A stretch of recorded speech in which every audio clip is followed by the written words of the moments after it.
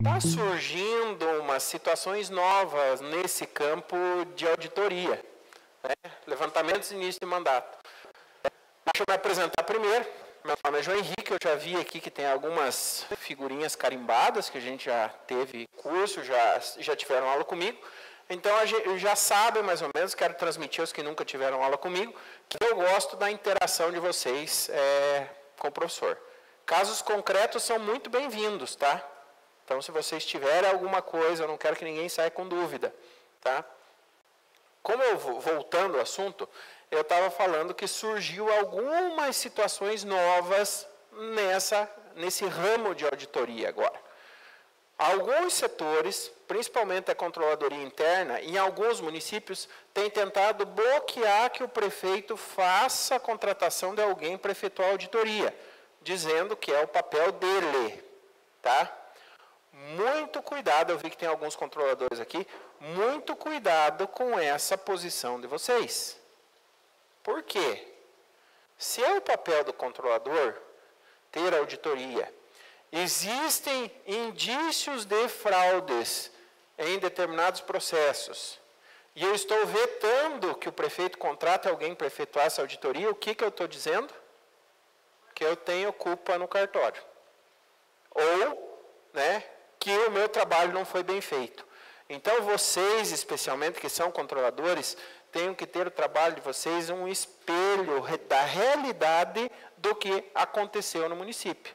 Ó, não vou citar nome para não ser antiético, mas semana passada foi preso um prefeito de um determinado município e, coincidentemente, eu tenho um contato nesse município que o controlador interno diz que não vai permitir que seja feita a contratada auditoria. Só que o Ministério Público do município está pedindo para o prefeito contratar uma empresa.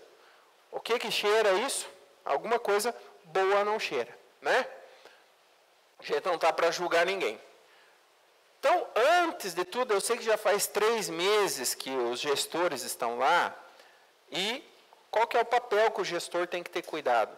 Ter o corpo técnico como aliado dele.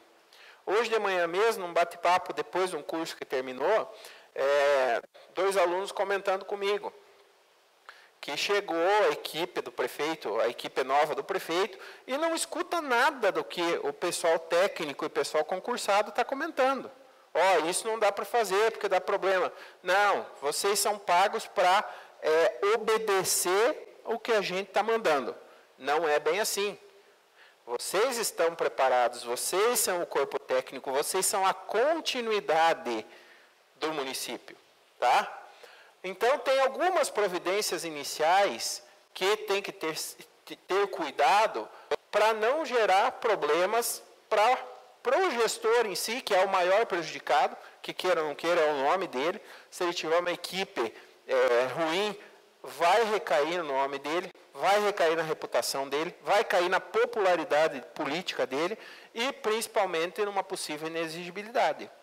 Ó, nós vemos municípios aí que prefeitos com 3 meses de mandato estão com uma rejeição das próprias pessoas que votaram nele em torno de 60%, 70%. Então, vocês vejam bem, isso tudo reflete na maneira que está sendo gerido esses primeiros meses. E tem umas outras situações que vocês têm que ter um total cuidado.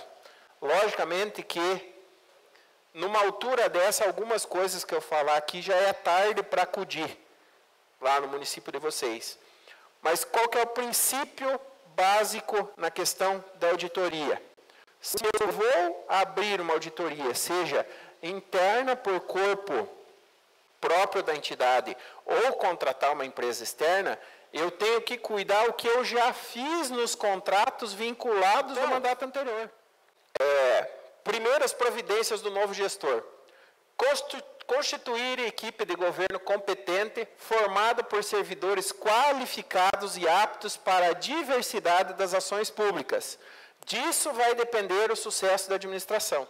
Com 3 meses, nós já conseguimos mapear. Vocês que são concursados, que a maioria aqui é concursado, vocês já começam a observar na administração como que está se saindo cada secretário, como que está se saindo aquele cargo comissionado, aquela pessoa que foi colocada lá por uma função que ela não tem conhecimento de nada.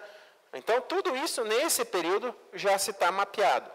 Outra coisa que vocês têm que alertar o gestor de vocês, em questão de auditoria, a gente vai ver mais a fundo amanhã, é a questão de nomeação de pessoa em desvio de função. Por exemplo, a pessoa é o motorista particular do prefeito, que vai puxar o prefeito para cima e para baixo com o carro oficial do gabinete, né? Só que ele foi nomeado como ouvidor do município. Daí, um cara da oposição vai lá no portal de transparência, né? Nosso querido amigo portal de transparência, vai lá no portal de transparência e manda um e-mail para a ouvidoria, que quer saber alguma situação a respeito do município. Manda um e-mail, não é respondido, manda outro e-mail, não é respondido, manda o terceiro, não é respondido. No terceiro e-mail, ele vai para o Ministério Público e o promotor intima o ouvidor para ir lá dar depoimento do porquê não respondeu o procedimento. Mas o promotor não diz o que é o assunto, só chama o cidadão lá. Quando chega o cara na inocência, o promotor pergunta, por que você não responde os e-mails para a ouvidoria? O que é a ouvidoria? Mas o senhor não é ouvidor do município? Não, eu sou motorista do prefeito. Tirem suas conclusões a respeito do que vai acontecer. Então, assim, se a pessoa está trabalhando no pátio em cima de uma patrola, ele é motorista. Ele não pode ser chefe de gabinete. Ele não pode ser secretário da Secretaria de Educação. É na sua função. Então, a gente vai ver pessoal amanhã, né, porque o cronograma ficou dividido da seguinte forma. Nós vamos falar hoje na questão contábil, procedimentos contábeis, né, um misto entre auditar o que foi no passado, ou se não vai ter auditoria lá no setor de vocês, no município de vocês, pelo menos para levantar o que aconteceu, para vocês não repetirem o mesmo erro. No caso do item 8, com relação a inventários, e uma situação inversa em que o inventário ele consta zerado, mas que consta lá que tenha de fato material de expediente, material de limpeza, essas coisas.